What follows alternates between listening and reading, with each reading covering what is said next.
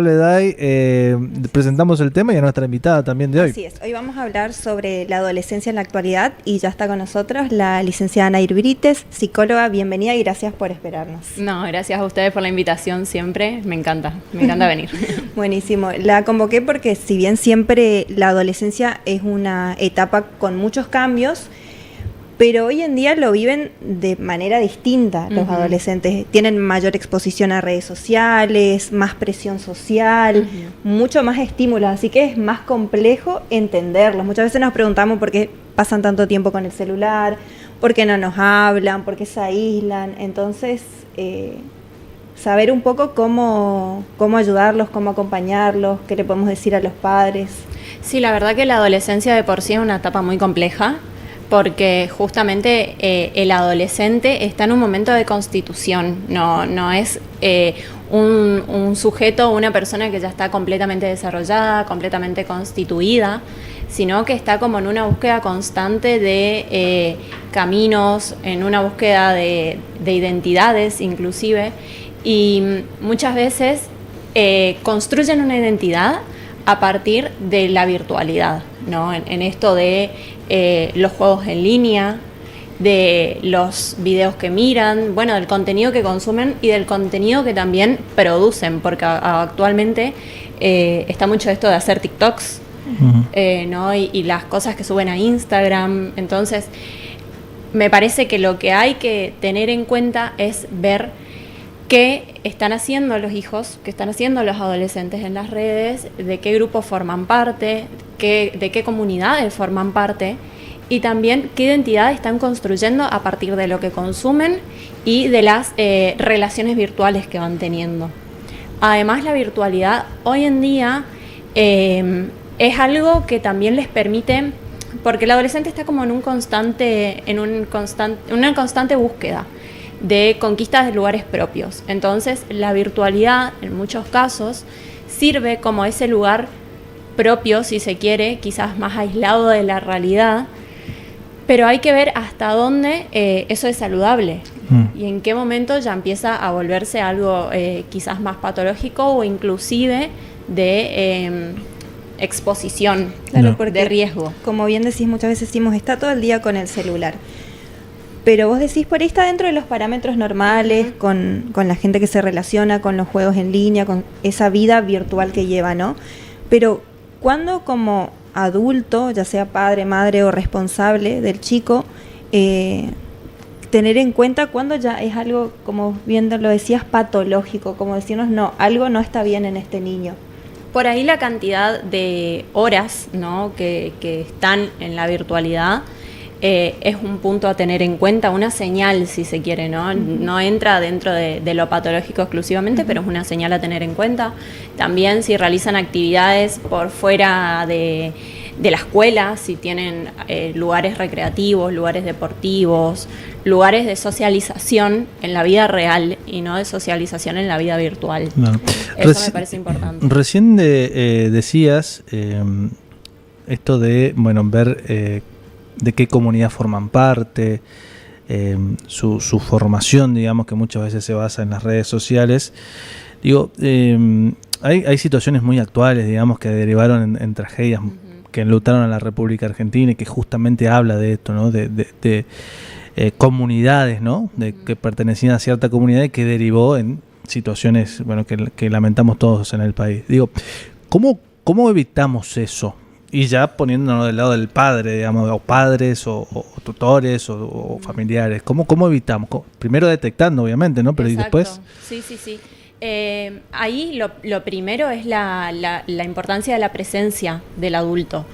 El adulto tiene que estar presente. Quizás si por ahí me remito a este caso que pasó en Santa Fe, yo leía mucho sobre el caso y veía que hubo el adolescente estaba pasando por situaciones familiares muy complejas, que si se habla de complejidad y de conflicto, se puede hablar de consumo, se puede hablar de violencia, se puede hablar de ausencias, se puede hablar de un montón de conflictos, ¿no?, que las personas pueden estar atravesando, incluso alguna enfermedad psiquiátrica, claro, ¿no? Todo. Entonces, no es que se encasilla en algo en particular. Entonces, si me remito a ese caso, nos permite darnos cuenta la importancia de un entorno familiar o de un entorno adulto, fuese quien fuera que cumple esa función, ya sea materna, paterna, y que pueda acompañar, que pueda escuchar, que pueda darle un lugar, que pueda incluso preguntarle, ¿cómo estás? ¿Cómo te fue hoy en la escuela? Y no solamente si tiene o no tarea, ¿no? Claro. Sino que haya un vínculo humanizado. Bueno, eso que vos decís es clave, ¿no? Y lo he escuchado en otras colegas tuyas también, cuando hablamos de la temática, de la relación con los menores o con si son tus hijos, tu sobrino. Nos limitamos a eso, ¿viste? ¿Cómo te fue? Bien, ¿hiciste la tarea? Sí, tenemos tarea, ¿no? Y después no hay una charla más profunda, ¿no? Y es necesaria esa información, digo, y nos remitimos a este caso que estamos hablando de Santa Fe, en donde evidentemente, y ¿sabes cuál es otra arista que me parece que hay que tener en cuenta ahí? Que posamos la mirada en el agresor en este caso, pero había otros involucrados que eran parte de una red, y estamos hablando de una red internacional ya encima, ¿viste? Y estamos hablando de adolescentes, justamente. Fíjate qué importante que es lo que vos decís, es decir, la presencia y el contexto, digamos, el núcleo que te rodea. Y no solamente esto, ¿no? De preguntar o de interesarse si hizo o no la tarea, o si está consumiendo, o si pasa mucho tiempo en la virtualidad, sino, bueno, ¿qué está haciendo en esa virtualidad? Claro. Si está jugando a algo, con quiénes habla. Me parece que también es importante, como decías, esto de no poner el foco solamente en él, porque ahí también se tiende a la patologización de la persona, y encasillarlo o diagnosticarlo y ponerlo bajo una etiqueta, pone la lupa solamente en él.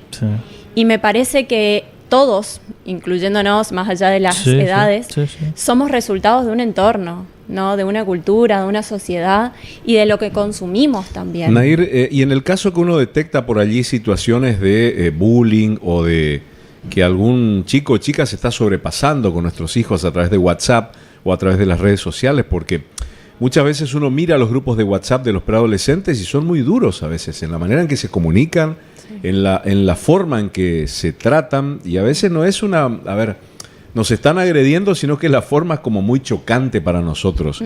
Y en esos casos está la duda, ¿qué hago? ¿Le encaro al chico, a la nena, al nene, o hablo con los padres y por ahí el padre o la madre no toman bien el hecho de que vos le digas, che, fíjate un poquito porque está siendo bastante intensa o intenso tu hijo, tu hija?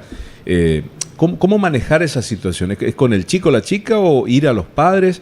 ¿Qué pasa si los padres dicen, no, o sea, si minimizan la cuestión? Sí, me parece que es importante ir a los padres primero, porque quizás son conflictos que se deben primero resolver entre los adultos, ¿no? Poder hablar entre los adultos, y ahí que lo ideal sería que los adultos puedan transmitir ese mensaje a sus hijos, tanto vos como padre viendo que tu hijo está sufriendo eso, como del otro lado también poder bajar y poner un límite, digamos, bajar esa información. Una vez que me parece que esto que vos decís, que ya pase, que se hable con los padres y los padres no se involucren, bueno, ahí ver qué otras medidas tomar, porque esto también, a ver, una cosa es que entre todos se traten así, y otra cosa es que ya le empiece a afectar a la persona que está recibiendo esos comentarios. Porque quizás pasa mucho que por ahí le afecta más al padre que al adolescente. Entonces creo que eso también hay que poder diferenciar.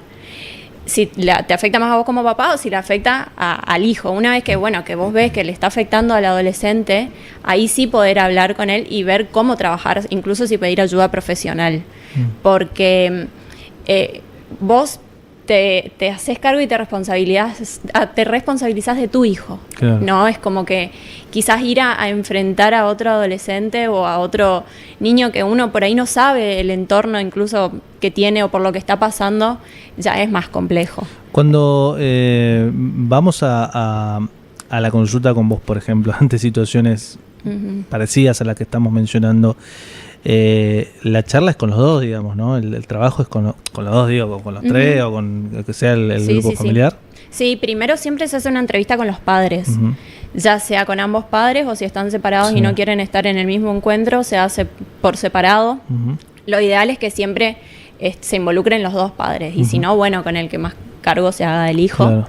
y después sí se hace el trabajo, se empieza el trabajo con el adolescente, pero en la medida en que se va avanzando en el tratamiento y según la mirada profesional de cada psicólogo, ahí va solicitando entrevistas con uno, con los dos padres, y también puede pasar que haya casos donde se hagan sugerencias a estos padres, porque inclusive pasa mucho que los padres juzgan completamente al hijo, ¿no? Juzgan por lo que ellos ven desde afuera. Claro.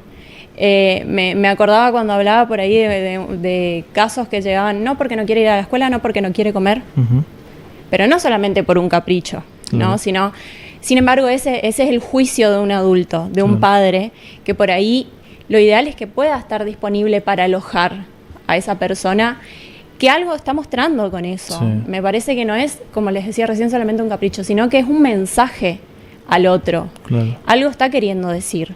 Y creo que es importante esto que decíamos, estas señales. Claro. No es solamente lo que el chico decía o no hacer o el tiempo que decía o no pasar en internet, sino qué señal está transmitiendo a través de eso que está decidiendo o a través de eso que está diciendo, quizás no con palabras, pero sí con el cuerpo y con las decisiones. Detectarlo y como hablábamos hoy también, ¿qué le ofrezco yo, no? Porque digo, lo detecto y qué puedo hacer. Ajá.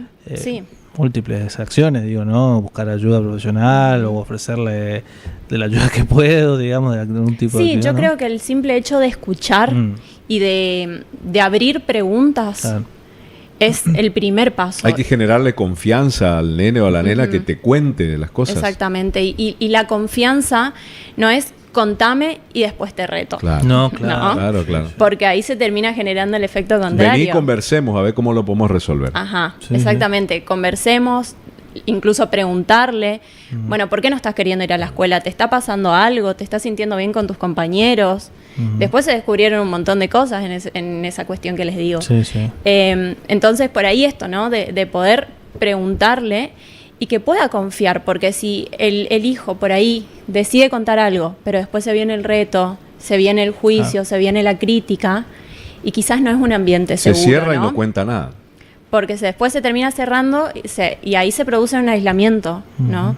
Entonces después terminan por ahí en soluciones que no es la solución ideal, ¿no? Y que muchas veces se termina transformando hasta en violencia, tanto con los de afuera como con uno mismo, porque, por ejemplo, las autolesiones son violencias hacia uno mismo. Sí, Y el sufrimiento termina creciendo a través, si se quiere, de un comentario del padre o de un juicio o de un reto, claro.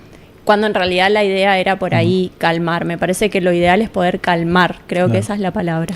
Estamos centrando la charla obviamente en los jóvenes, en los adolescentes, pero bueno, no somos injustos con los padres también, que han tenido una crianza o hemos tenido una crianza totalmente distinta. Claro, no es romper eso para sembrar algo nuevo, digamos, y que ellos sean aún mejores, Yo digamos, siempre ¿no? digo, nosotros estamos ante un tiempo que demanda reacciones nuestras o acciones nuestras que nosotros por ahí no las recibimos en este formato. Quizá las recibimos en otro formato, ese cariño de padre a hijo, pero hoy el formato es totalmente distinto. Estamos ante algo nuevo, estamos aprendiendo todos los días con esas cuestiones del trato con los chicos, ¿no? Tal cual, y me parece que actualmente, a ver, en eso que decís estaría bueno como buscar un punto medio, ¿no? Sí. Porque actualmente también los padres ya están en esto de ser más amigos que ser quienes ponen límites. Claro. Y en el momento en que se empieza a ser amigo del hijo también hay como un riesgo, ¿no? Entonces, es lo que decís, es súper complejo ver hasta dónde, incluso uno mismo cambiar y regularse como padre, porque el padre tiene que seguir poniendo límites. Claro. El tema es la forma en la que lo hace, ¿no? Porque se puede decir lo mismo de dos maneras y quizás no es tanto lo que se dice, sino cómo se dice. Las formas. Las formas. Eso es clave, sí. Y que uno como padre también esté predispuesto a Y cambiar. a veces uno en el afán de no conflictuar o algo tiene el sí muy fácil. Sí. Y empieza a dar todo sí. O el sí, otro extremo. sí, O el otro extremo. O el digamos, otro ¿no? extremo. Y a veces pasa que vos decís, no, y no está bueno facilitar. A veces hay errores que uno comete, decir, no fomentás el deseo de tener algo, que el chico tenga el deseo de decir, anhelo esto. Lo quiero, lo tengo. Sí, sí. Pero decir como para no, y eso creo que no es bueno tampoco, ¿no? Yo creo que también es importante, como te decía hoy, ver hasta dónde, qué das, qué no das. Y también creo que estamos todos, más allá de las etapas de la vida, en un momento en el que es muy difícil tolerar el enojo del otro, tolerar la frustración del otro. Y a uno como padre también le cuesta ver que su hijo está enojado con uno muchas veces. Sí. Y es ahí donde termina diciendo que sí. Y me parece que también hay que poder tolerar el enojo del otro, tolerar la frustración del otro, y ver cómo solucionar eso, incluso llegar a consensos con el adolescente. Un gran desafío, sin dudas, Nair. La verdad que agradecerte por haber venido una vez más. Hemos hablado de un tema que hoy está, la verdad que en la escena, siempre debería estarlo, pero bueno, hay hechos puntuales que también lo vuelven a poner sobre la escena. ¿Dónde te encuentra la gente si quiere contactarse con vos? En Instagram estoy como la abreviación de psicóloga, .Nair Brites.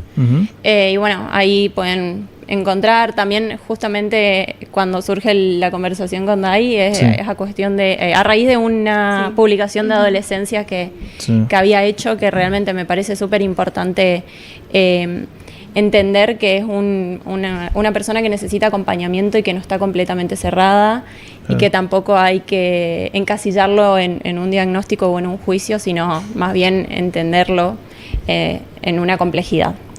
Gracias por visitarnos. A ustedes, gracias. Nair Brites, psicóloga, ella hablando con nosotros de una temática que bueno, nos atraviesa a todos y nos debe ocupar también a todos, ¿no? Como sociedad, a todos, ¿no? Porque no es solo los padres y los hijos, sino también los docentes, los tíos, los